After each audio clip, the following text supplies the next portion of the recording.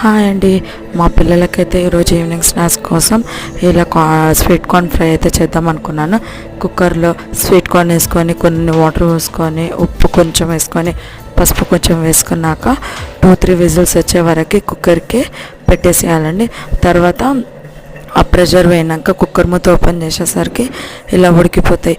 ఇలా ఉడికిపోయిన sweet corn పక్కకు పెట్టేసుకొని ఒక కడాయిలో 2 స్పూన్స్ల నెయ్యి వేసుకొని కొంచెం పసుపు వేసాక మన ఉడికిచ్చిన స్వీట్ కార్న్ అందులో వేసుకొని 5 మినిట్స్ దాకా ఫ్రై చేసుకోవాలి.